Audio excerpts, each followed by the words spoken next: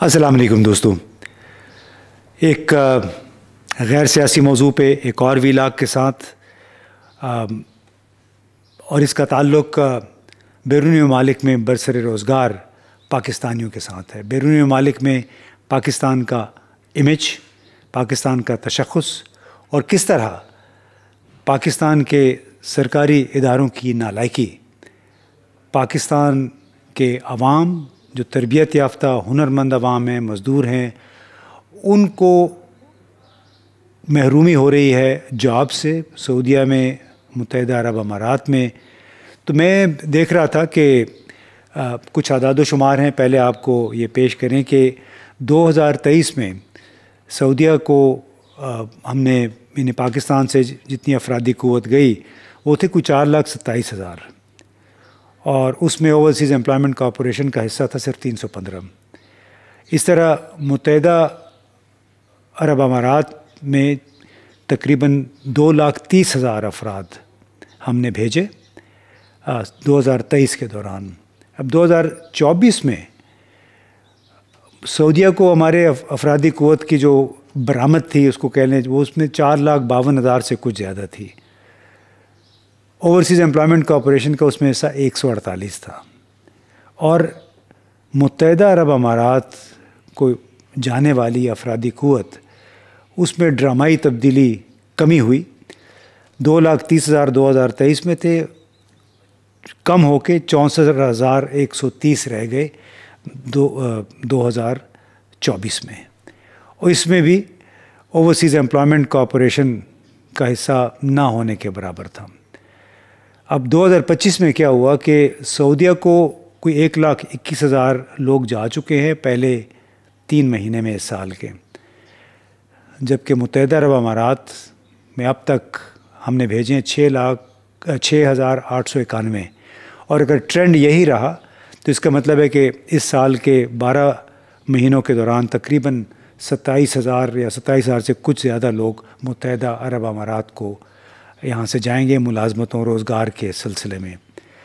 آپ یہ دیکھیے کہ مسلسل متحدہ عرب امارات، دبئی، ابوظہبی وغیرہ میں پاکستان کی جو امپلائمنٹ ہے، جاب کوٹا ہے، وہ مسلسل کم ہوتا چلا جا رہا ہے۔ اس کا قصوروار کون ہے؟ کیا پاکستان کے موجودہ حالات ہیں؟ کیا پاکستان کے وہ ادارے ہیں جو اس کام پہ مامور ہیں کہ بیرونی ممالک میں پاکستانیوں کے لیے روزگار کے مواقع تلاش کریں اور انہیں اس مقصد کے لیے تیار کر کے بھیجیں؟ اب سب سے اوپر تو آپ دیکھ لیجئے کہ ظاہر ہماری وزارتیں آتی ہیں، اوورسیز امپلائمنٹ کارپوریشن ہے، پھر ایک اور ادارہ ہے ministry of overseas Pakistan and human resources. تو اس میں دیکھ رہا تھا کہ جب اوورسیز امپلائمنٹ کارپوریشن کو میں نے گوگل کے ذریعے کھولنے کی کوشش کی، ان کی ویب سائٹ وہ کھل ہی نہیں رہی وہ ویب سائٹ۔ پھر ایک دوسرا لنک ہے جو میں نے بتایا، ministry of overseas Pakistanis and human resources, یہاں سے البتہ او ای سی کی ویب سائٹ میں نے دوبارہ کھولنے کی کوشش کی، وہ پھر بھی نہیں کھلی۔ اور ایک البتہ ضرور تھا کہ جو افرادی قوت کی وزارت ہے، اس کا جب ہوم پیج کھلتا ہے اس پہ بہت ساری ایسی شکلیں ہیں جو آپ کئیوں کو پسند ہوں گی، کئیوں کو ناپسند ہیں۔ وزیر اعظم سے لے کے وزیر، مشیر اور جو بابو ہیں، جو سیکریٹریز ہیں، ان تک تمام کی تصویریں اس میں پھیلی ہوئی ہیں۔ اور دوسری اہم بات یہ آپ دیکھ رہے ہوں گے اسکرین پہ کہ وزارت ہے یہ افرادی قوت کی، لیکن یہاں پہ بھی کشمیر کا جہاد چل رہا ہے۔ یعنی کوئی ان سے پوچھے کہ اپنے باسز کو خوش کرنے کے لیے آپ نے یہاں پہ کشمیر کا جہاد کیسے شروع کر دیا؟ اور یہ ہے بھی اکتوبر 2024 کو آخری دفعہ انہوں نے یہ پوسٹر لگایا تھا اس ویب سائٹ پہ۔ اس طرح اوورسیز امپلائمنٹ کارپوریشن کی ویب سائٹ ایک اور جگہ سے میں نے کھولنے کی کوشش کی، تو جناب اس پہ جو آخری اشتہار لگا ہوا تھا وہ تھا جون 2021 کا، جس میں کچھ ایڈورٹیزمنٹس تھیں کہ فلاں تاریخ کو فلاں اتنے لوگ ہمیں چاہیے سعودیہ میں، متحدہ عرب امارات میں۔ جون 2021، آپ اندازہ لگائیے، یہ ہے اس ادارے کا حال جس کا بنیادی فرض ہی تمام تر معلومات اپ ڈیٹڈ رکھنا ہے، کہ تازہ ترین معلومات ہوں، تازہ ترین اشتہار ہوں، تاکہ لوگ جتنے بھی نوجوان ہیں، پڑھے لکھے، ہنرمند، وہ یہاں پہ اپلائی کریں اور یہ ذریعہ بنے، یہ وزارت جو ہے، یہ دفتر. لیکن میں نے دیکھا کہ قطر، عمان اور بحرین کے لیے تو اوورسیز امپلائمنٹ کارپوریشن کے ذریعے حاصل کی گئی نوکریاں تقریباً زیرو ہیں، جبکہ سعودیہ اور متحدہ عرب امارات کا میں نے بتایا کہ 140 سے 148 اور متحدہ عرب امارات کا تو 2024 میں زیرو تھا ان کا کردار. تو آپ دیکھیے کہ اشتہار بازی میں یہ سب سے آگے، لیکن اصل کام کرنے کے لیے یہ سب سے پیچھے ہیں، 4 سال پیچھے ہیں. یعنی میں نے جو کہا کہ جون 2021 میں یہ آخری اشتہار انہوں نے چھاپا تھا. اب اس شعبے سے وابستہ کئی لوگوں کا یہ کہنا ہے کہ ہماری خراب ڈپلومیسی جو ہے اس نے ہمیں بہت نقصان پہنچایا ہے.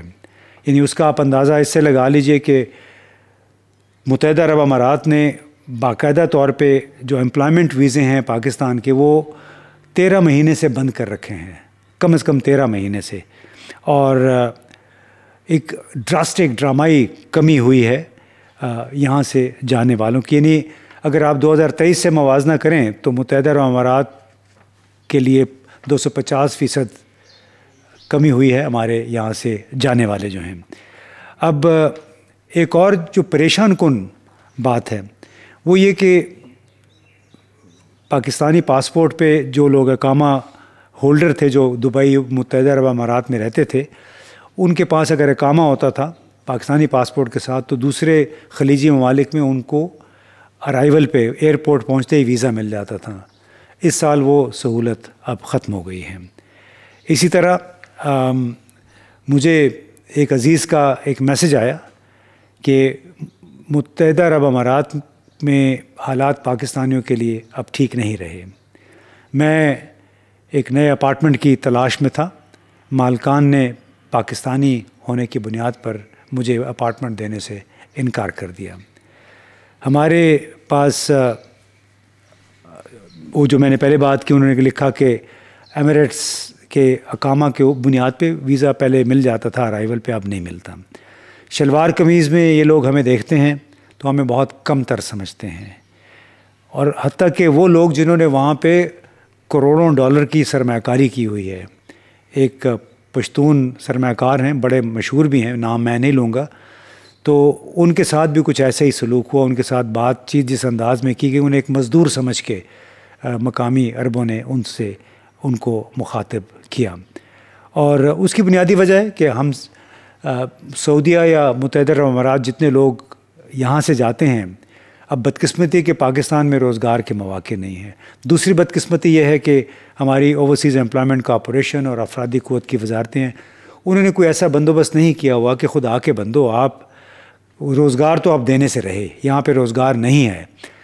کم از کم آپ کچھ ایسے تربیتی پروگرام تو شروع کر دیں کہ جو لوگ یہاں سے جا رہے ہیں پرائیویٹ سیکٹر کے ذریعے، انہیں ہفتے 2-3 ہفتے کی آپ تربیت دے دیں کہ وہاں آپ جائیں گے تو مینرز کیا ہوں گے، ادب آداب کیا ہوتے ہیں، تھوکنا نہیں ہے، گن نہیں ڈالنا ہے، وہاں پہ بھیک نہیں مانگنی ہے.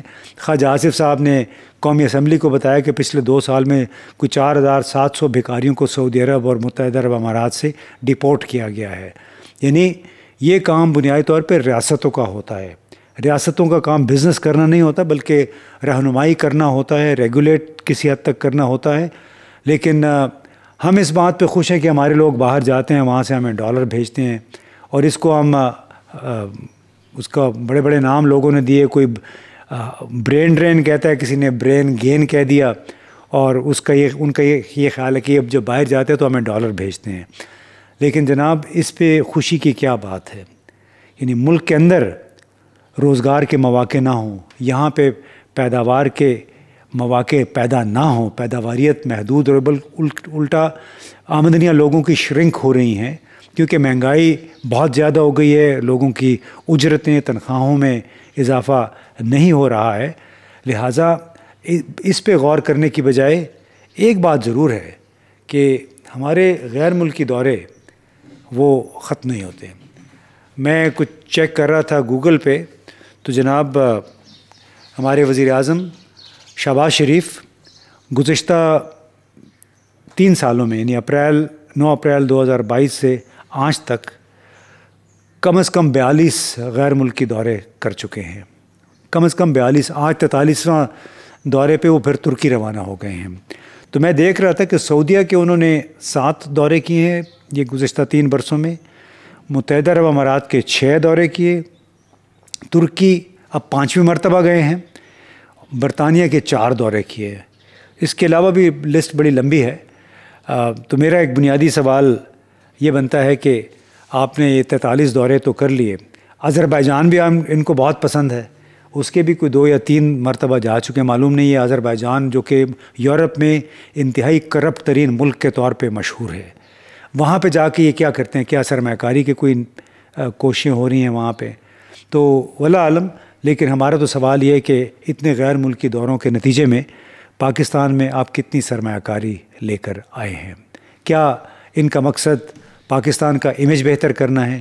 اگر پاکستان کا امیج بہتر کرنا ہے تو پھر متحدہ عرب امارات میں پاکستانیوں پہ مسلسل دروازے بند کیوں ہو رہے ہیں؟ وہاں پہ ہماری افرادی قوت کی کھپت کیوں کم سے کم ہو رہی ہے؟ کیوں ہمارے ویزے بند کیے ہوئے ہیں؟ بہت محدود تعداد میں ویزے ایشو ہو رہے ہیں. یعنی میں اپنے بیگم کے ساتھ جانا چاہوں تو ویزا مل جاتا ہے، اکیلا جاؤں تو ویزا نہیں ملے گا.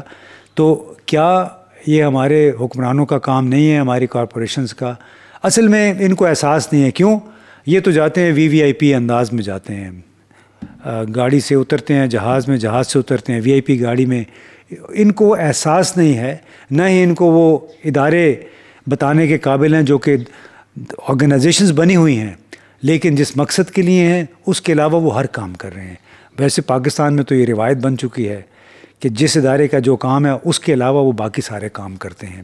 اسی لیے تو پاکستان ماشاءاللہ رول آف لاء کے انڈیکس میں نیچے سے کوئی 3، 4، 5ویں نمبر پہ ہے. بہت بہت شکریہ.